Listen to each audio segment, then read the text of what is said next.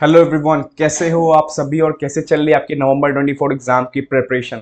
अभी तो मई वालों रिजल्ट आने वाला है। ऑल द बेस्ट आप सभी को रिजल्ट के लिए। रिजल्ट काफ़ी अच्छा रहेगा, जिन्होंने मेहनत किया उनको उनका फ्रूट मिलने वाला है। तो रेडी हो जाओ 11 जुलाई को CA dot dot dot dot dot. तो अच्छा रिजल्ट रहेगा, इतना टेंशन मत लो, रिलैक्स रहो थोड़ा सा। And again November 24 mentorship batch हमारा 15 जुलाई से स्टार्ट होने वाला है। तो जो इंटरेस्टेड स्टूडेंट्स है वो बैच को ज्वाइन कर सकते हैं।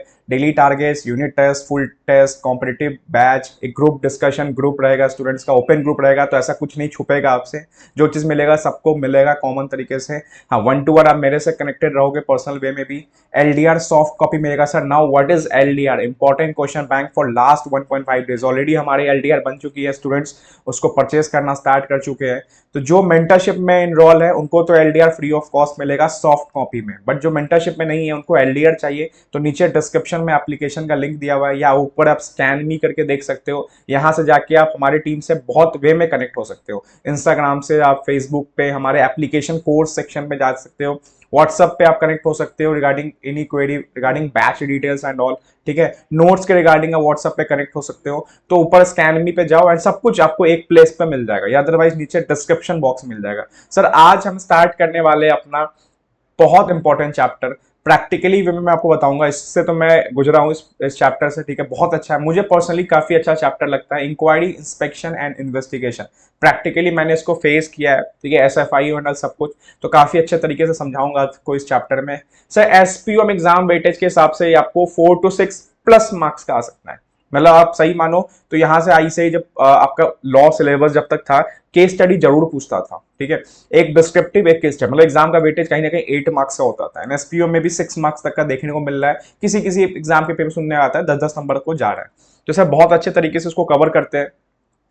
नोट्स, यहाँ पे नोट्स के रिगार्डिंग आप नीचे डिस्क्रिप्शन बॉक्स से नंबर दिया, वहां पे कनेक्ट कर सकते हैं, नोट्स मिल जाएगा। अदरवाइज मैं नोट्स का कंपाइलेशन करके एक मैराथन वीडियो अपलोड करूंगा बहुत जल्दी।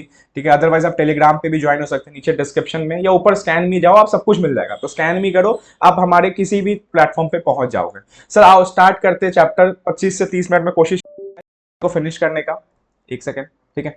चलो sir, now what is the meaning of inquiry, inspection and investigation. ये इंक्वायरी ई वाला इंक्वायरी नहीं है, आई वाला इंक्वायरी। मैं अगेन बोल रहा हूँ, ये ई वाला इंक्वायरी नहीं है। जो रेलवे स्टेशन जाते हैं वो ई वाला इंक्वायरी, ये आई वाला है। आई वाला कंपनीज मैटर के लिए होता है, ध्यान रखना इससे। ठीक है, अब देखो सबसे पहले देखो ये तीनों सीक्वेंस में क्यों दिया हुआ है। आप ऐसे ही तो बोल सकते हैं इन्वेस्टिगेशन, इंस्पेक्शन, इंक्वायरी। नहीं, सबसे पहले इंक्वायरी होगा।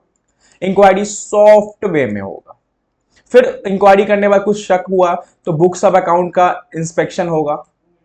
फिर अगर लगा कि नहीं मामला बड़ा संगीन है, मामला दिक्कत वाला है, इन्वेस्टिगेशन स्टार्ट करेंगे। इन्वेस्टिगेशन थोड़ा हार्ड वे में होगा। ठीक है, थोड़ा रिजिड वे में, स्ट्रिक्ट वे में इन्वेस्टिगेशन होगा। तो पहले इंक्वायरी, फिर इंस्पेक्शन, फिर इन्वेस्टिगेशन। अब देखो सर, ये पूरा चैप्टर स्टार्ट कैसे होता है। यस, पूरा चैप्टर आपको पहले जानना पड़ेगा स्टार्ट कैसे होता है। जब आप अपने कंपनी का AOC4 या MJT7 फाइल करते हो, तो फाइनेंशियल स्टेटमेंट फाइल करते हो। Basically AOC4 is your financial statement of your company. तो AOC4 जब फाइल करते हो तो भाई डिपार्टमेंट फंस जाता है। डिपार्टमेंट को लगा कि भाई साहब क्रेडिटर्स तो आपने 3 करोड़ दिखा रखे हैं बैलेंस शीट मैच करने के चक्कर में, जबकि 3 करोड़ का क्रेडिटर होंगे भी नहीं। तो इसके रिगार्डिंग डिपार्टमेंट को लगा कि नहीं कुछ तो गड़बड़ है। अब डायरेक्ट इन्वेस्टिगेशन नहीं किया डिपार्टमेंट लगा कुछ तो गड़बड़ है। डिपार्टमेंट ने क्या किया, मतलब ROC डिपार्टमेंट ने क्या किया, on the basis of your financial statement आपसे किया कॉल फॉर इंफॉर्मेशन मांगा। ठीक है, क्या इंफॉर्मेशन मांगा, where scrutiny of any documents. क्योंकि यार देखो GST फाइल करते हो रिटर्न तो स्क्रूटनी होता है। तो यही वहां पे बात है कि फाइनेंशियल स्टेटमेंट फाइल करते हो तो ROC डिपार्टमेंट स्क्रूटनी करता है। स्क्रूटनी बेसिकली एग्जामिनेशन करता है।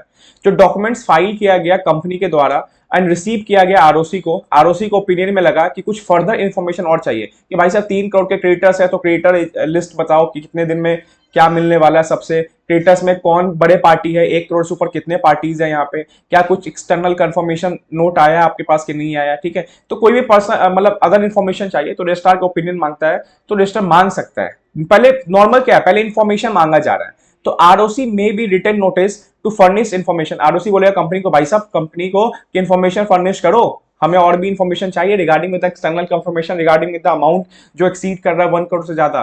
कोई भी एडिशनल डॉक्यूमेंट मांग सकता है। तो पहला क्वेश्चन, क्या ROC on the basis of scrutiny information मांग सकता है? यस, मांग सकता है। ये चीज क्लियर है, यहां तक कोई दिक्कत नहीं है। दूसरा क्वेश्चन, मैं हर पॉइंट को क्वेश्चन वे में ले रहा हूं, बहुत इजी तरीके से आपको चैप्टर फिनिश करवा दूंगा, आपको पता भी नहीं चलेगा। तो पहला क्वेश्चन आता है ROC क्या मांग सकता है? यस सर, ROC इंफॉर्मेशन मांग सकता है, कोई भी एडिशनल इंफॉर्मेशन मांग सकता है। दूसरा, मान लो 2018 में एक डायरेक्टर थे मिस्टर श्याम, उन्होंने कुछ मान लो काम किए होंगे, ठीक है, रिगार्डिंग विद द 5 ट्रांजेक्शंस। अब 2024 चल रहा है, श्याम जी तो 2023 में ही कंपनी को छोड़ चुके थे। अब 2024 में आरओसी बोल रहा है श्याम जी को कि भाई साहब इंफॉर्मेशन चाहिए, आप किस कंपनी में 2018 में ट्रांजेक्शन किया था, तो क्या श्याम जी इंफॉर्मेशन देंगे? यस, मिस्टर श्याम इंफॉर्मेशन देंगे। ये प्रोविजन उन पास्ट इंप्लॉय को भी लगेगा अगर उस टेन्योर में उन्होंने कुछ ट्रांजेक्शंस किए होंगे तो where such information explanation relate to any past period, मतलब अगर आपने 2016 में भी कुछ किया होगा ना, आप सोच रहे हो कि मैं 23 में मतलब यहां से रिटायर्ड हो जाऊंगा या यहां से मैं छोड़ दूंगा एंड मैं बच जाऊंगा, 24 में इंस्पेक्शन इंक्वायरी होगा तो मैं लाइबल नहीं होगा। नहीं भाई, अगर आपने 16 में कुछ काम किया होगा ना तो आप 16 वाले ट्रांजेक्शन के लिए स्टिल लाइबल रहोगे। तो हर पास्ट एम्प्लॉय को सपोर्ट करना पड़ेगा रिगार्डिंग द डायरेक्टर हो, ऑफिसर हो, who had been in the employment for such period. हाँ, इस पीरियड के रिगार्डिंग अगर एम्प्लॉयमेंट में था तो आपको रजिस्ट्रार के दिया हुआ नोटिस में आपको इन्फॉर्मेशन फर्निश करना पड़ेगा। दूसरा क्वेश्चन बनता है यहां से, क्या पास्ट एम्प्लॉय को भी ये प्रोविजन अट्रैक्ट होगा? यस, पास्ट एम्प्लॉय को भी ये प्रोविजन अट्रैक्ट होगा। बहुत अच्छा, बहुत आराम से चल गया, ठीक है सर। मान लो कि सर सेक्शन 206, देखो 206 इज बेसिकली इंक्वायरी कर ली हमने। 207 में नहीं पढ़ा रहा हूं, बता देता हूं, इंस्पेक्शन होगा बुक्स ऑफ अकाउंट्स का। नॉर्मल बाद में शक लगा तो आरओसी इंस्पेक्टर आएगा, बुक्स ऑफ अकाउंट को चेक करेगा, बुक्स ऑफ अकाउंट को फर्निश करवाएगा डायरेक्टर, वो चेक करेगा, हो सके कॉपी लेके जाएगा, ठीक है। 207 बहुत ईजी है। 208 रिपोर्ट। अब 206 के बेसिस पे इंक्वायरी के, 207 के बेसिस इंस्पेक्शन से जो रिपोर्ट तैयार होगा बेस्ड ऑन सेक्शन 206 में इंक्वायरी हुआ, 207 में इंस्पेक्शन हुआ, आरओसी इंस्पेक्टर शैल सबमिट, भाई देना तो पड़ेगा, मैंडेटरी रिपोर्ट देना पड़ेगा। किसको देना पड़ेगा? सेंट्रल गवर्नमेंट को। एमसीक्यू नंबर 3, कौन किसको रिपोर्ट देगा? भाई साहब आरओसी इंस्पेक्टर यहां पे आया, आपको इंस्पेक्शन किया, इंक्वायरी किया, अब उस इंस्पेक्शन इंक्वायरी के बेसिस पे कुछ रिपोर्ट तैयार करेगा। जैसे ऑडिट करते हो तो ऑडिट का रिपोर्ट बनाते हो ना, अब अपने प्रिंसिपल को देते हो कि भाई साहब इसको देख लो फाइनल करने से पहले, तो आरओसी इंस्पेक्टर भी क्या करेगा? एक रिपोर्ट तैयार करेगा एंड वो रिपोर्ट किसको देगा? वो रिपोर्ट देगा सेंट्रल गवर्नमेंट को, ठीक है, along with necessary document. Sir देखो, हमने एक्सटर्नल कंफर्मेशन का ये 7 डॉक्यूमेंट कलेक्ट किया है, हमने क्रेडिटर का लिस्ट वाइज कलेक्ट किया है, 3 कलेक्ट किया है, तो जो जो रिपोर्ट तैयार हुआ सब जाएगा सीजी को, ठीक है। अब सीजी एंड प्लस में आरओसी इंस्पेक्टर और रिकमेंड करेगा, सर आप एक काम करो, इन्वेस्टिगेशन भी करा के देखो। आपने तो सिर्फ इंक्वायरी इंस्पेक्शन किया, इन्वेस्टिगेशन कराओ, बिकॉज इन्वेस्टिगेशन स्टार्ट होते ही बहुत सारी चीजें, मामला संगीन हो जाएगा, बहुत सारी चीजों को रोक दिया जाएगा, फ्रीजिंग किया जाएगा, सिक्योरिटीज रोका जाएगा और घुस के एंटर जाके एक एक चीजों को छानबीन किया जाएगा। Investigation is a hard provision. Inquiry inspection तो बहुत सॉफ्ट में था कि मांगा दिया, बुक्स अकाउंट चेक किया, बट इन्वेस्टिगेशन एक एक आदमी के अंदर जा जाके पूछताछ किया जाएगा, बहुत लंबा प्रोसेस चलेगा इन्वेस्टिगेशन का, अगर लगा कि फ्रॉड वाला मामला है तो। सर एमसीक्यू नंबर 3, मान लो कि 206 में इंक्वायरी हुआ, 207 में इंस्पेक्शन हुआ, 208 में इंस्पेक्टर सीजी को रिपोर्ट दिया और रिकमेंड किया कि सीजी आप प्लीज इन्वेस्टिगेशन कराओ। अब मान लो 206, 7, 8 में रिपोर्ट गया सीजी पास, अब सीजी तुरंत थोड़ी बोलेगा हाँ इन्वेस्टिगेशन, नहीं, सीजी टाइम लेगा ना। अब बट इसी टाइम के बीच में 209 आ गया। अब 209 ये बोलता है कि मान लो सीजी के पास रिपोर्ट गया, अब कंपनी के लोग जो फ्रॉड कर चुके थे उन्होंने लगा कि यार कुछ डॉक्यूमेंट्स को जलाना पड़ेगा।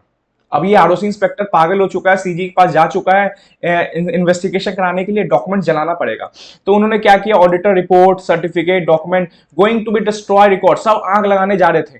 इंस्पेक्टर को लगा कि यार सीजी जब तक अपना इन्वेस्टिगेशन का अप्रूवल देगा, ये आरओसी ये कंपनी के फ्रॉड वाले मेंबर जो है ये सब कुछ जला देंगे। तो इंस्पेक्टर जाके तुरंत क्या किया? सारे डॉक्यूमेंट्स को सीज कर लिया। क्या इंस्पेक्टर ऐसा कर सकता है? यस, इंस्पेक्टर ऐसा कर सकता है, बट शर्त एक ही है कि इंस्पेक्टर को है ना स्पेशल कोर्ट, एमसीक्यू बहुत मतलब डिस्क्रिप्टिव तो बहुत बनता है यहाँ पे, स्पेशल कोर्ट का परमिशन लेके आना पड़ेगा। सर क्वेश्चन एग्जाम में आपको भावुक कर देगा। रात का टाइम था, इंस्पेक्टर को कॉल आया, इंस्पेक्टर को लगा कि मामला संगीन है, फाइल डॉक्यूमेंट जलने वाले, इंस्पेक्टर भावुक होकर चला गया और डॉक्यूमेंट सीज कर दिया, बट स्पेशल कोर्ट का अप्रूवल नहीं लिया। तो क्या इंस्पेक्टर ने सही किया? नहीं। आप कैसे भी सिचुएशन में हो, आपको स्पेशल कोर्ट का अप्रूवल लेना पड़ेगा, याद रखना, स्पेशल कोर्ट का अप्रूवल लेना पड़ेगा। आप क्वेश्चन में भावुक मत हो जाना। तो ROC inspector has reasonable ground होना चाहिए, तभी तो स्पेशल कोर्ट आपको अप्रूव करेगा। To believe that books accounts of paper, KMP, key manager person, auditor, CS in practice are likely to be destroyed. भाई खत्म करने जाने वाले बुक्स अकाउंट्स को, या अल्टर्ड छेड़खानी करके उसको डिलीशन एडिशन करने वाले। Then shall after obtaining an order from special court for seizure of such books and paper. बस स्पेशल कोर्ट का अप्रूवल लेके आ जाओ, बुक्स एंड पेपर सीज कर लो। कितने दिन सीज कर सकते हो? 180 days plus extended by 180 days, 180 दिन प्लस 180 दिन और कर सकते हो, कोई दिक्कत नहीं है। सर 210, मान लो कि यहां से क्वेश्चन आने वाला है आपको, 204 नंबर यहीं से मिलने वाला है। सर इन्वेस्टिगेशन कब ट्रिगर होगा? मैं क्या बोल रहा हूं, इन्वेस्टिगेशन कब ट्रिगर होगा? मतलब इंक्वायरी हो गया, इंस्पेक्शन हो गया, इंस्पेक्शन का रिपोर्ट बना के सीजी को चला जा चुका है। अब इन्वेस्टिगेशन किस किस केस में हो सकता है? पहला केस तो सर आपने तो पीछे ही पढ़ा दिया कि जब इंस्पेक्टर सीजी को रिकमेंडेशन देगा रिपोर्ट में कि इन्वेस्टिगेशन कराओ, ठीक है। क्या लिखा हुआ है? On receipt of ROC inspection report, जो हमने 208 में पढ़ा ना कि आरओसी इंस्पेक्टर रिपोर्ट बना के देगा सीजी को कि इन्वेस्टिगेशन होना चाहिए, तब तक इन्वेस्टिगेशन ट्रिगर हो सकता है। दूसरा, अगर पास कर दिया, क्या बोल रहा हूं, अगर कंपनी ने एसआर पास कर दिया, स्पेशल रेजोल्यूशन मतलब 75% वोटिंग करके हाँ बोल दिया कि सीजी को बोला कि कंपनी, मान लो कंपनी के 10 मेंबर थे, उसमें 8 ने बोला कि सीजी प्लीज हमारे कंपनी का ना इन्वेस्टिगेशन कराओ, बोर्ड मेंबर मिले हुए, बोर्ड मेंबर बहुत गलत काम कर रहे हैं, फ्रॉडुलेंट वे में सब काम हो रहा है, तब इन्वेस्टिगेशन हो सकता है। ये ट्रिगर पॉइंट्स याद रखना। तीसरा, पब्लिक इंटरेस्ट में सीजी खुद आ सकता है। सपोज मान लो विजय माल्या की कोई कंपनी है, मेंबर्स कोई सवाल नहीं उठा रहे, इंस्पेक्शन इंक्वायरी भी नहीं हुआ इसमें, आरओसी ने भी कुछ पता नहीं लगाया था स्क्रूटनी में, तो सीजी को लग रहा है कि नहीं पब्लिक इंटरेस्ट में ना कुछ गलत हो रहा है, ये एयरलाइन कंपनी में कुछ फ्रॉड हो रहा है, पब्लिक इंटरेस्ट में गलत हो रहा है, तो सीजी चाहे तो खुद से भी इन्वेस्टिगेशन करा सकती है। तो तीन चीजें बहुत ध्यान रखना, पहला आरओसी इंस्पेक्टर रिपोर्ट, दूसरा special resolution pass by company, तीसरा सीजी पब्लिक इंटरेस्ट में भी इन्वेस्टिगेशन करा सकती है। अब देखो तीनों में क्या है, सीजी के ओपिनियन में, मतलब मैंडेटरी नहीं है, में है। मतलब सर, मतलब अगर आरओसी इंस्पेक्टर ने नोटिस दिया कि सर इन्वेस्टिगेशन कराओ, सीजी इन्वेस्टिगेशन कराएगा ही कराएगा? नहीं, सीजी के ओपिनियन में सीजी चाहे तो मना भी कर सकता है। सर एसआर पास हो गया तो इन्वेस्टिगेशन मैंडेटरी है, सीजी को करना ही पड़ेगा? नहीं, सीजी मना भी कर सकता है। अगर सीजी सेटिस्फाइड है तभी जाके इन्वेस्टिगेशन हो सकता है। तो यहाँ पे याद रखना, ये मैं खूब फंसा था जब मैं अपना 2021 में प्रिपरेशन कर रहा था, यहाँ पे क्वेश्चन काफी फंसा था मे एंड शैल में। तो यहाँ सीजी वाला केस में मे है, ठीक है। बट एक चीज याद रखो, अब दूसरा रूट से, मान लो सीजी के रूट से तो 3 बार आ गए यहाँ पे, अब चौथा रूट ये है कि ट्रिब्यूनल बोल रहा है, ठीक है, ट्रिब्यूनल बोल रहा है सीजी को कि इन्वेस्टिगेशन कराओ। अब सीजी को शैल है, अब सीजी को इन्वेस्टिगेशन कराना ही पड़ेगा। सर ट्रिब्यूनल कब बोलेगा? इसके आगे आगे आगे पढ़ेंगे, पहले नॉर्मल समझो कि ट्रिब्यूनल अगर सीजी को बोला है इन्वेस्टिगेशन कराना तो सीजी मैंडेटरी इन्वेस्टिगेशन कराएगा, और 3 ऊपर वाला ओपिनियन ने बोला तो सीजी का ओपिनियन पे, ठीक है। Where order is passed by court or tribunal that affairs of company to be investigation then this CG shall. Sir tribunal कब बोलेगा? आगे पढ़ेंगे ना, विभाग का आ रहे हैं, ठीक है। अब देखो, investigation into affairs of company by SFIO. Now what is SFIO? Serious fraud investigation officer, ठीक है। अब देखो मामला जब संगीन है, सर मामला संगीन मतलब क्या है? मान लो in terms of amount 100 crore से ऊपर का फ्रॉड है। मान लो इन्वेस्टिगेशन, एक इन्वेस्टिगेशन हो गया कि 50 लाख का फ्रॉड है, और एक हो गया कि 100 करोड़ का फ्रॉड है। ऐसा कुछ सीरियस वाला केस में ऐसा कुछ नहीं, लिमिट नहीं दिया हुआ कब सीरियस है, नॉर्मल समझ के समझो कि सीरियस कब होगा। 100 करोड़ का फ्रॉड है तो भाई साहब serious fraud investigation officer appoint करना पड़ेगा। सर यहाँ पे 2 लोग मिले हुए थे, यहाँ पे 200 लोग फ्रॉड मिले हुए थे, तो यहाँ पे एसएफआईओ आएगा। तो जहां पे मामला संगीन है ना, वहां पे एसएफआईओ आएगा। अब सर एसएफआईओ का इन्वेस्टिगेशन कब होता है? जस्ट ऊपर वाले जो पॉइंट है ना, जस्ट अपर वाले पॉइंट थे ना, सेम है, बस एक पॉइंट और ऐड हुआ है। देखो आरओसी इंस्पेक्टर रिपोर्ट, मान लो आरओसी इंस्पेक्टर रिपोर्ट दिया और उस रिपोर्ट में लगा कि सर 200 लोग मिले थे, तो आप खुद समझो लॉजिकली में 200 लोग मिले थे तो एसएफआईओ को आना पड़ेगा। 2 लोग मिले थे तो नॉर्मल इन्वेस्टिगेशन, तो क्वेश्चन में देगा आपको एसएफआईओ वर्ड लिख के देगा, ठीक है। Special resolution pass, same point है, स्पेशल रेजोल्यूशन पास या पब्लिक इंटरेस्ट में। चौथा बस आ गया कि on receipt of any application from department of central government और स्टेट गवर्नमेंट, हो सकता है जीएसटी डिपार्टमेंट बोल ले, हो सकता है इनकम टैक्स डिपार्टमेंट बोल ले, हो सकता है कस्टम डिपार्टमेंट बोल दे कि भाई एसएफआईओ कराओ, एसएफआईओ कराओ, ठीक है। ये सब डिपार्टमेंट तब आएंगे जब मामला संगीन होगा, याद रखना। देन अब भी स्टिल सीजी के ओपिनियन में, मतलब में है, ठीक है। अगर इन्वेस्टिगेशन कराना है तो कराएंगे, नहीं कराना तो नहीं कराएंगे, ठीक है। बहुत important point number 8 MCQ. Sir मान लो एसएफआईओ को मिल गया कि सर एसएफआईओ जाके इन्वेस्टिगेशन करो, अगर एसएफआईओ ने इन्वेस्टिगेशन स्टार्ट कर दिया तो कोई भी अदर इन्वेस्टिगेशन एजेंसी अपना काम नहीं करेगी, ठीक है। अगर मान लो जीएसटी वाला काम चल रहा होगा, इन्वेस्टिगेशन रुक जाएगा, इनकम टैक्स चल रहा होगा रुक जाएगा, कस्टम चल रहा हो रुक जाएगा। तो वही बात है कि एसएफआईओ को इन्वेस्टिगेशन रिगार्डिंग मिल गया, then no other investigation agency of CG or any other SG shall proceed with investigation. SFIO अपना मतलब एक मतलब एक ही वे में अपना काम करेगी, उसके साथ और कोई डिपार्टमेंट नहीं होगा, सब डिपार्टमेंट को अपनी कॉपी एसएफआईओ को देनी पड़ेगी, बिकॉज सारे डिपार्टमेंट क्या होंगे, रुक जाएंगे, थम जाएंगे, एसएफआईओ अकेला काम करेगा। तीसरा समझ लो, यहाँ पे एक लिख देता हूं, पूरे कंपनीज एक्ट में एक लौता कंपनीज एक्ट सेक्शन है जहां पे ये क्या है, cognizable and non billable, money laundering cognizable and non billable है, एंड कंपनीज एक्ट में एक लौता ऐसा सेक्शन है एसएफआईओ जो कि कॉग्निजेबल एंड नॉन बिलेबल है। Non, what is the meaning of cognizable? Without arrest warrant भी आप किसी को उठा के ले जा सकते हो, एंड आपको बेल भी नहीं देंगे। ठीक है, जब मैंने इस चीज को प्रैक्टिकली देखा था, एसएफआईओ की टीम आई थी, तो भाई साहब पूरे टीम मेंबर्स को उठा के लेके जाने वाली थी। ठीक है, एक जगह मैं ऑडिट पे था तो चीज देख रहा था वहां पे, देन मैंने उनको डिपार्टमेंट को समझाया कि भाई साहब ये वो बोले कि वारंट चाहिए। भाई एसएफआईओ में कोई वारंट नहीं चाहिए होता है, normal cognizable and non billable उठा के ले जाएंगे, उनको सपोर्ट करो, उनके इंक्वायरीज जो उनका इन्वेस्टिगेशन टीम है उनको सपोर्ट करना चाहिए, अदरवाइज बहुत हार्श प्रोविजन है। ठीक है, तो ध्यान रखना कि एसएफआईओ का टीम आया तो थोड़ा सा सतर्क हो जाओ, क्योंकि विदाउट वारंट को उठा के आपको लेके जा सकते हैं। पूरे कंपनी से में एक लौता सेक्शन, मतलब आप खुद समझ जाओ कि मामला संगीन है, तभी एसएफआईओ आया हुआ है, बिकॉज इन्वेस्टिगेशन से ऊपर होता है एसएफआईओ। ठीक है सर, बेल कब कब हो सकता है? अगर 16 साल से कम हो, वुमेन हो, सिख हो या इन्फॉर्म पर्सन हो। ठीक है, may be release on bail if special को डायरेक्ट, हाँ मे बी रिलीज, ऐसा नहीं मैंडेटरी है। 16 साल से कम हो, वुमेन हो या आप सिख पर्सन हो, ठीक है, आप तबीयत खराब हो गया, आप ये हो, ठीक है, या बीमारी से चल रहे हो, कोई जूझ रहे हो, ठीक है, तो स्पेशल को डायरेक्ट करेगा तो आपको बेल मिल सकता है। ठीक है, कोई दिक्कत नहीं, यहां तक सब ओके चल रहा है। 16 मिनट हुआ है, स्पीड में कवर करेंगे, इंपॉर्टेंट चैप्टर है, प्रैक्टिकली सो समझा भी ना हो। देखो मैंने क्या बोला, एक तरीका और था, एक तो था कि आपको पब्लिक इंटरेस्ट में सीजी हो गया, एसआर पास कर दिया गया, आरओसी का इंस्पेक्टर का रिपोर्ट मिल गया, ठीक है, या डिपार्टमेंट के द्वारा किया गया।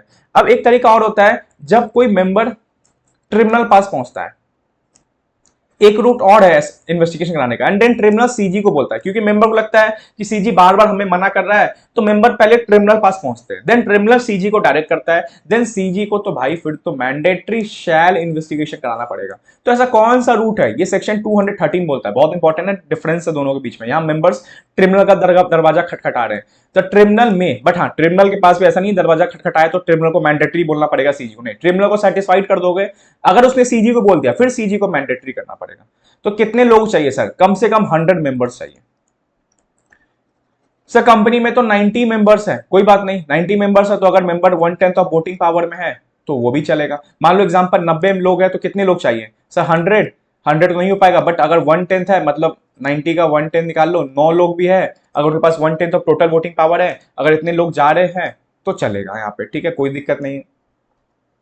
ठीक है सर, कंपनी में शेयर कैपिटल ही नहीं है तो 1/5 ऑफ मेंबर ऑफ कंपनी, ठीक है, 50 का 1/5 निकाल लोगे, ठीक है, 10 लोग भी लेके जा रहे हैं तो चलेगा। 1/5 आपने प्रिवेंशन ऑपरेशन में ही पढ़ा था। तो सर कंपनी में शेयर कैपिटल है तो 100 मेंबर्स और 1/10 ऑफ टोटल वोटिंग पावर वाले मेंबर अगर जा रहे हैं, लोअर है दोनों में से कोई भी एक सेटिस्फाइड हुआ, चलेगा।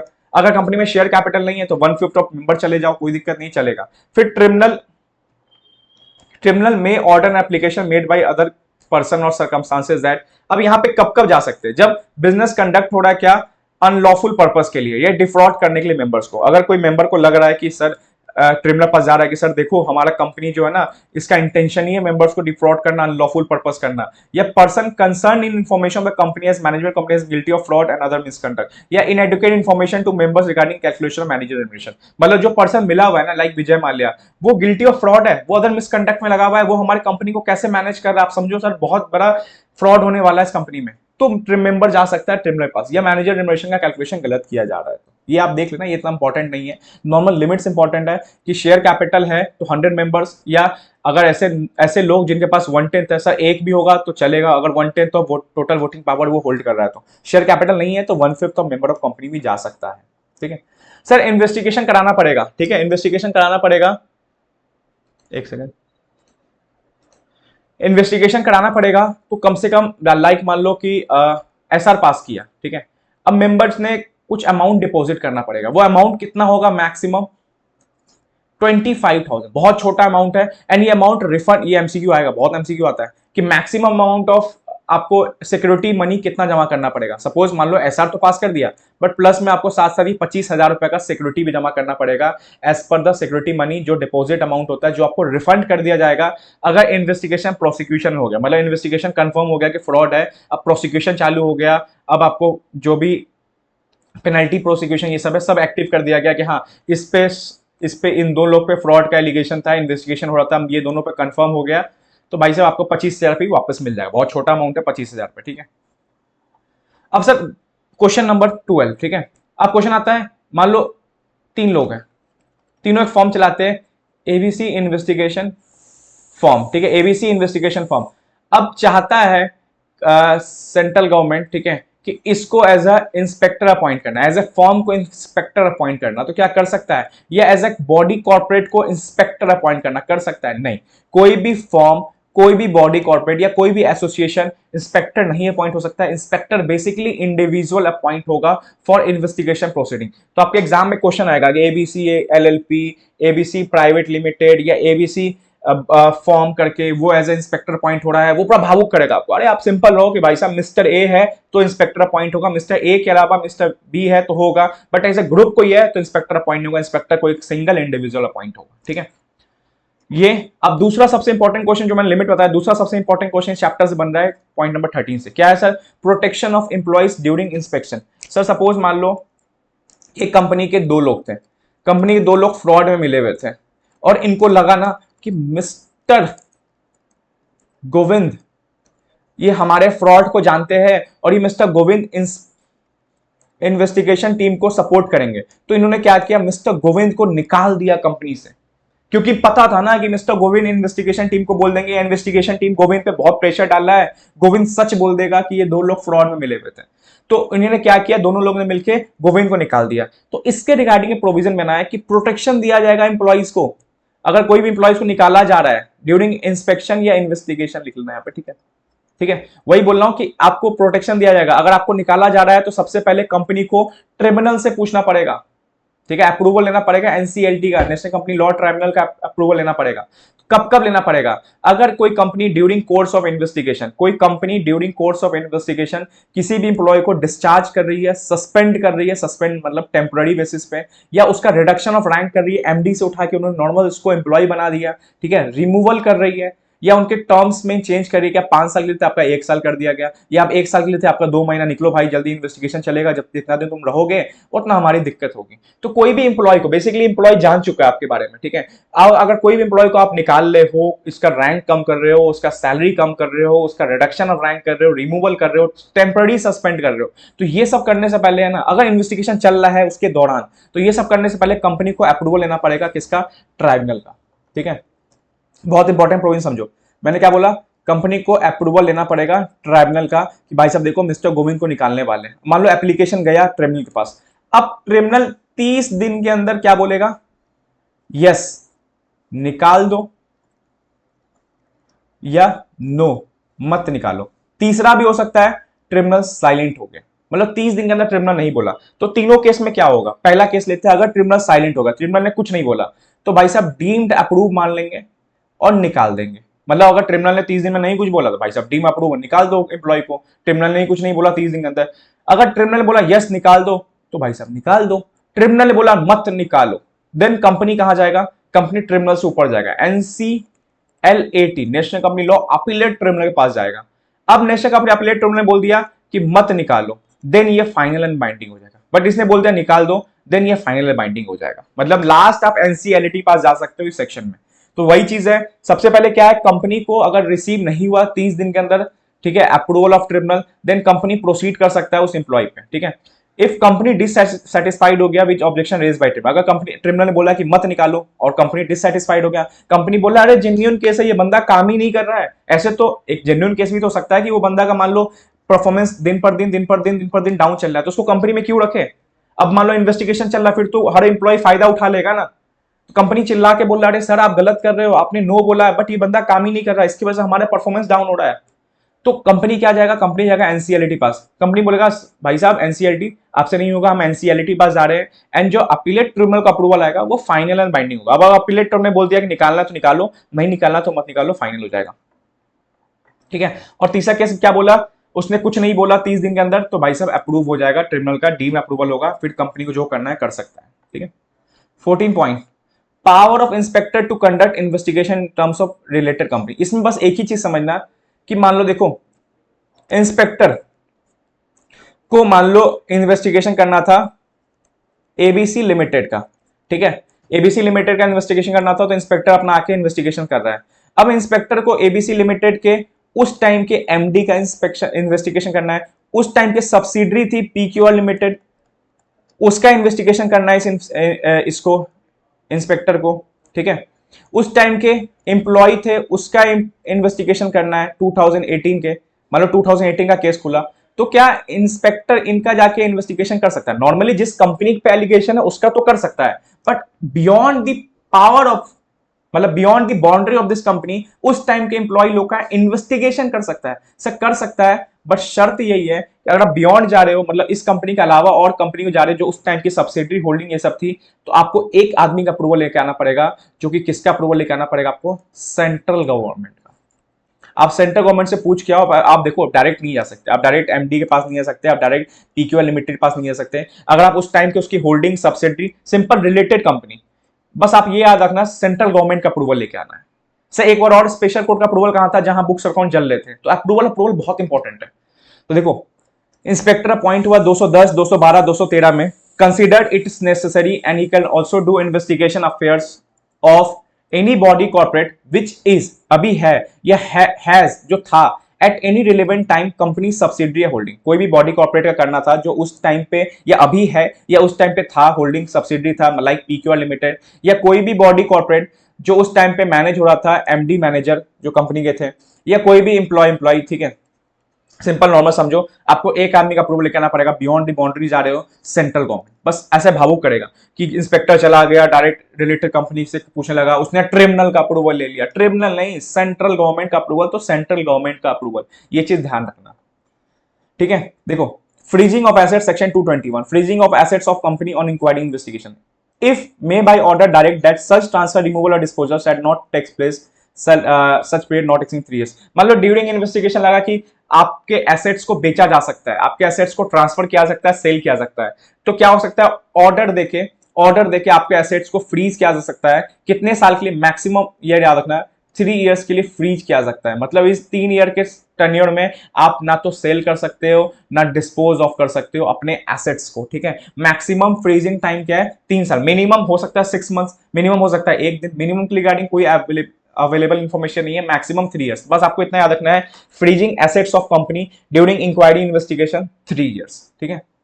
और दूसरा है freezing securities of company. Sir securities क्यों? मान लो 51% मिस्टर ए के पास है, भाई साहब मिस्टर ए ने क्या किया, 26% मिस्टर बी को बेच दिया, मिस्टर बी ने सी को बेच दिया। अगर हम सिक्योरिटीज को फ्रीज नहीं करेंगे तो ट्रू ओनर कौन है कंपनी का पता नहीं चलेगा, because members are the owner of the company.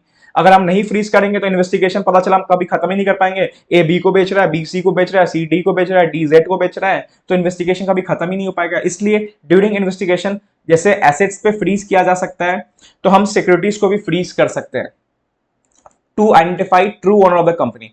कितने साल के लिए? अगेन 3 इयर्स के लिए। बहुत इजी, कोई दिक्कत नहीं। सर सेक्शन 226, देखो जो इंपॉर्टेंट है सब मैं पढ़ा रहा हूं और यहीं से क्वेश्चन आएगा 4 to 6 मार्क्स से, इतना पढ़ लो। अरे रिलैक्स माइंड से जाओ, ज्यादा टेंशन लेके इस एग्जाम में नहीं जाना। ज्यादा टेंशन लोगे वो 44 45 पे रह जाओगे। जितना रिलैक्स माइंड से लिमिटेड चीज को पढ़ोगे, जो इंपॉर्टेंट आपसे एमसीक्यू बनेंगे वो सब मैं निकाल के ला रहा हूं, ठीक है। सर वॉलंटरी वाइंड अप, मान लो कि, ठीक है, कंपनी पे इन्वेस्टिगेशन चल रहा था, ठीक है, इन्वेस्टिगेशन चल रहा था, कंपनी के लोगों ने सोचा एक काम करते हैं ना, वॉलंटरी वाइंडिंग अप कर देते हैं ना, कंपनी का ना रहेगी, कंपनी ना होगा इन्वेस्टिगेशन। तो क्या ऐसा हो सकता है कि आप वाइंडिंग अप कर दो या आईबीसी में चले जाओ और वहां पे अपना लिक्विडेशन कर दो? नहीं। अगर एक बार तीर कमान से निकल चुका है, मतलब एक बार इन्वेस्टिगेशन का ऑर्डर जा चुका है, तो आप कुछ भी कर लो, कंपनी आप वॉलंटरी वाइंडिंग अप नहीं कर सकते। इवन आपने एसआर ओआर जो भी पास कर दिया है, एक बार इन्वेस्टिगेशन स्टार्ट हो गया तो इन्वेस्टिगेशन चलते रहेगा। एमसीक्यू रिगार्डिंग याद रखना, भावुक करके आपको केस स्टडी बना के दे सकता है, ठीक है। इवन इफ ट्रिब्यूनल ने वाइंडिंग अप का ऑर्डर भी दे दिया, मान लो आपने एसआर पास किया, ट्रिब्यूनल ने बोला कि ठीक है कर दो वाइंडिंग अप, फिर इंस्पेक्टर जो आरओसी जो कंपनी का इंस्पेक्टर चल रहा था इन्वेस्टिगेशन वाला, वो इन्फॉर्म करेगा ट्रिब्यूनल को, अरे भाई हमारा इन्वेस्टिगेशन चल रहा है, अपना ऑर्डर रिवर्स करो, तो ट्रिब्यूनल में ऑर्डर को अमेंड करेगा। तो याद रखना, सिंपल सी बात है, अगर आपका आईबीसी का केस स्टडी करके देगा, आप आईबीसी में चले गए, या आपका वाइंडिंग अप के लिए आपने एसआर पास करके वाइंडिंग अप कर दिया वॉलंटरी, तो क्या आपका इन्वेस्टिगेशन रुक जाएगा? नहीं रुकेगा। तीर कमान से निकल चुका है तो भाई साहब अपना डेस्टिनी पे जाके ही पहुंचेगा, इन्वेस्टिगेशन कंप्लीट करके ही रुकेगा वो, ठीक है। तो याद रखना, वॉलंटरी वाइंड अप से कुछ नहीं हो सकता। चलो स्पीड वे में जो जो एसपी में एग्जाम में क्वेश्चन आया सब देख लेते हैं, उसके अलावा मैंने बहुत कुछ पढ़ा है आपको। अब आपको बहुत इजी आंसर दे दो, if company remove some such employee without getting permission from tribunal is this valid? नहीं, नो वैलिड। ठीक है, आपको परमिशन लेना पड़ेगा कंपनी को, ट्रिब्यूनल को बोलना पड़ेगा, देने का टाइम कुछ नहीं है, बट ट्रिब्यूनल को 30 दिन के अंदर इन्फॉर्म करना पड़ेगा। इफ ट्रिब्यूनल नहीं कर पाया इन्फॉर्म तो डीम अप्रूवल, फिर कंपनी हटा सकता है। इफ ट्रिब्यूनल ने इंप्रूव कर दिया, इन्फॉर्म कर दिया कि बोला कि नहीं हटाओ, तो कंपनी एनसीएलटी पास जा सकता है। इफ ट्रिब्यूनल ने बोल दिया हटाओ तो हटा दो, बट हाँ अप्रूवल लेना मैंडेटरी है ट्रिब्यूनल से। NCLT to reply to application within how many days? अरे sir 30 days, else deem approve, नहीं दिया तो भाई साहब डीम अप्रूव हो जाएगा। Section 212 case where CG appoint SFIO, कब कब हो सकता है सर? 200 एसएफआईओ, वही इन्वेस्टिगेशन के ट्रिगर पॉइंट्स। 208 में इंस्पेक्टर का रिपोर्ट, सीजी के ओपिनियन में, पब्लिक इंटरेस्ट में। सर एसआर पास कर दिया कंपनी में, यह याद रखना है। एसएफआईओ वाला केस में एक इंपॉर्टेंट चीज क्या था कि डिपार्टमेंट वाला भी बोलता है, ठीक है, तो वही चीज है 208 का inspector report, SR, public interest या request by CGA SD department. Sir prior permission लेना पड़ेगा किसका? जब हम इन्वेस्टिगेट कर रहे हैं सब्सिडरी कंपनी या कुछ टाइम के एमडी का या ये सब लोगों का, सर सेंट्रल गवर्नमेंट का लेना पड़ेगा। ठीक है, अब कुछ अलग एमसीक्यू जो आपको मैंने पढ़ाया या पढ़ाया होगा तो देख लेना। ठीक है, अब मान लो एसएफआईओ में क्या बोला मैंने, यहाँ पे कॉग्निजेबल एंड नॉन बेलेबल है, मतलब विदाउट वारंट उठा के ले जा सकते हैं एंड आपको बेल भी नहीं देंगे। तो सर लेकिन उठा के तो ले गए, चलो ठीक है, कॉग्निजेबल है समझ के, विदाउट वारंट उठा के ले जाएंगे, बट कितने टाइम के अंदर वो एसएफआईओ वाले इंस्पेक्टर को, देखो वही है arrested by the director, additional director और असिस्टेंट डायरेक्टर ऑफ एसएफआईओ, कितने टाइम के अंदर आपको जुडिशियल मैजिस्ट्रेट या मेट्रोपोलियन मैजिस्ट्रेट को सौंपना पड़ेगा उस आदमी को? सर याद रखना 24 आवर्स एक्सक्लूडिंग ट्रैवलिंग टाइम, मतलब एसएफआईओ इंस्पेक्टर उठा के अपने पास नहीं रख सकता 24 आवर्स से ज्यादा। ठीक है, 24 आवर्स आपको देना पड़ेगा मेट्रोपोलियन मैजिस्ट्रेट को एक्सक्लूडिंग ट्रैवलिंग टाइम। अगर ट्रैवलिंग टाइम 3 दिन लगा तो उसको हटा के जो एक्स्ट्रा टाइम बचा वो 24 आवर्स से ज्यादा नहीं होना चाहिए। Sir eligible members may make an application to tribunal seeking an order of investigation और रिसीप्ट ऑफ सब एप्लीकेशन। देखो मैंने क्या बोला, एक तो हो गया कि आप एसआर पास करके 208 के तहत या सीजी के इंटरेस्ट में जा सकते हो इन्वेस्टिगेशन कराने, फिर सीजी चाहे तो कर सकता है, बट एक ऑप्शन और क्या है कि मेंबर्स ट्रिब्यूनल के पास जाएंगे, ट्रिब्यूनल सेटिस्फाइड होगा तो सीजी को बोलेगा, सीजी फिर शैल ऑर्डर देगा। तो ट्रिब्यूनल के पास जाने के लिए कितने लोग चाहिए? Sir 100 members. हाँ सर 100 मेंबर्स, टिक लगा दिया। अरे आगे ऑप्शन तो देख लो, हड़बड़ी में टिक क्यों लगाते हो? सर 1 और मोर मेंबर्स होल्डिंग 10% ऑफ वोटिंग, हाँ सर ये भी है, दोनों टिक लगा दिया, पागल लोग। सी तो देख लो कम से कम, सर सी देख लो कम से कम, सर डी देख लेते हैं, हायर, हायर नहीं, लोअर ऑफ ए और बी, मतलब 100 मेंबर्स और 1/10 ऑफ टोटल वोटिंग पावर कोई होल्ड कर रहा है, दोनों में से कोई एक भी कंडीशन मतलब लोअर तो चलेगा, इसलिए बोलता हूं यूज एलिमिनेशन मेथड। ऑप्शन सब देखो, ठीक है। 7th statement 1 on receipt of report, यहां पे शैल और मे का अंतर पता चलेगा आपको। On receipt of report of the registrar और इंस्पेक्टर, मतलब इंस्पेक्टर और रजिस्ट्रार का जो रिपोर्ट आया 208 सेक्शन में, सेंट्रल गवर्नमेंट शैल ऑर्डर, शैल है, शैल है नहीं सर मे है, बिकॉज शैल तभी है जब ट्रिब्यूनल ऑर्डर देगा सेंट्रल गवर्नमेंट को, भाई उसके अलावा किसी की औकात नहीं है सेंट्रल गवर्नमेंट को मैंडेटरी बोलने के लिए। और दूसरा क्या बोल रहा है, on intimation of special resolution pass by company that company, yes एक तो एसआर पास करके था, 208 का नोटिस था, सीजी का ओपिनियन में था, तो यहां बोला एसआर पास करने के बाद सेंट्रल गवर्नमेंट शैल, अरे नहीं सर गलत बोल रहा है, तो भाई साहब ओनली स्टेटमेंट 1 करेक्ट नहीं, ओनली स्टेटमेंट 2 करेक्ट नहीं, बोथ करेक्ट नहीं, कोई करेक्ट नहीं, बिकॉज दोनों में शैल बोल दिया। अगर यहां पे बोलता मे तो मैं बोलता स्टेटमेंट 1 करेक्ट, या बोलता दोनों में मे तो मैं बोलता बोथ करेक्ट, बट दोनों में शैल बोल दिया, दोनों करेक्ट नहीं है। During the pendency of investigation 210-13 company shall not discharge any employ, ठीक है, has made an application, application किसको देना पड़ेगा? ट्रिब्यूनल को। The company has not receive any objection, किसका ऑब्जेक्शन नहीं मिला? ट्रिब्यूनल का। Within 30 days, central government बीच में नहीं है, कंपनी वाले में सेंट्रल गवर्नमेंट नहीं है, central government cartoon elimination method, tribunal का देना है, ट्रिब्यूनल का एप्लीकेशन का वेट करना है अप्रूवल का, देन 30 दिन के अंदर, ठीक है। एक और सेक्शन था नहीं पढ़ाया बट इंपॉर्टेंट नहीं है, किसको डिस्क्लोज नहीं करना है कुछ भी। मान लो आरओसी इंस्पेक्टर पहुंच रहा है कंपनी के, एक एमडी थे, इनका फ्रॉड इन्वेस्टिगेशन चल रहा था, इसके लीगल काउंसिल मेंबर पास। अब देखो कहीं ना कहीं आप समझो इंडिया में एडवोकेट सिस्टम क्या है, अगर मान लो कोई कांड हुआ है तो आप एडवोकेट को बताओगे, अपना सच बताओगे, तो एडवोकेट को तो सब पता होगा कि भाई साहब ये था या नहीं था फ्रॉड में। अब देखो एडवोकेट बता नहीं सकता, बिकॉज उसका काम क्या है, अगर आप गलत हो आपको बचाए, ठीक है, ये चीज समझो आप यहाँ पे, ठीक है, तो एडवोकेट पास इंफॉर्मेशन सब कुछ रहता है। तो जो ट्रिब्यूनल है, जो सेंट्रल गवर्नमेंट है, जो उसका इंस्पेक्टर है, any privilege combination made to except the name address, भाई साहब लीगल मेंबर जो आपका है, जो भी आप इन्वेस्टिगेशन चल रहा है उसका लीगल मेंबर बस आपको क्या बता सकता है, अपने क्लाइंट का नेम और एड्रेस, कोई भी प्रिविलेज इंफॉर्मेशन नहीं बता सकता। कौन नहीं बता सकता? लीगल एडवाइजर, वो या लीगल एडवाइजर एडवोकेट जो समझ लो, ठीक है। तो यहां तक डन, कोई दिक्कत नहीं, बहुत जल्दी तरीके से, बहुत अच्छे तरीके से मैंने आपको समझा दिया, 34 मिनट में समझाया, इसमें से आप 4 मिनट हटा दो तो 30 मिनट में मैंने आपको ये चैप्टर फिनिश करा दिया। अब अगेन मैं बोल रहा हूँ, नोट्स आपको टेलीग्राम चैनल मिल जाएगा। वीडियो अच्छा लग रहा हो तो इसको मैं एक मैराथन वीडियो बना दूंगा, 5 to 6 आवर में आपका एसपीएम टिप्स पे रहेगा, ठीक है। नेक्स्ट क्लास मेरा मीटिंग ऑफ डायरेक्टर चैप्टर जो 172 सेक्शन से चालू होगा उस पर फोकस करने का, देन आईबीसी। तो मेजरली पार्ट मैंने ऐसे आपको 5 लेक्चर्स बना दिया है। प्लेलिस्ट पे जाओ, आपको एसपीएम को ऑलरेडी 4 लेक्चर्स मिल जाएंगे, 40 मार्क्स का, ये मिला के आपको 45 to 50 मार्क्स पासिंग मार्क्स आपका काम हो जाएगा यहाँ से, ठीक है। All the best. Mentorship students join कर सकते हैं, बहुत अच्छे तरीके से बैच चलेगा, बहुत इंटरेस्टेड। ऐसे ही मेंटरशिप स्टूडेंट्स के साथ जूम डिस्कशन लेते रहेंगे। जो ऑनलाइन बच्चे हैं उनका टेस्ट जो होगा लाइव मोड में होगा, पुश करते रहूंगा मैं उनको, भाई साहब रुकने नहीं देना है, थमने नहीं देना है, एग्जाम निकालना है। मैं अगेन बोल रहा हूँ, 1-2 अटेम्प्ट काफी गोल्डन है, ग्रैब कर लो इसको, ठीक है। All the best. अच्छा लगे तो like share subscribe and comment कर दो, मुझे अच्छा लगता है, एटलीस्ट मैं हर कमेंट पढ़ता हूँ, ठीक है।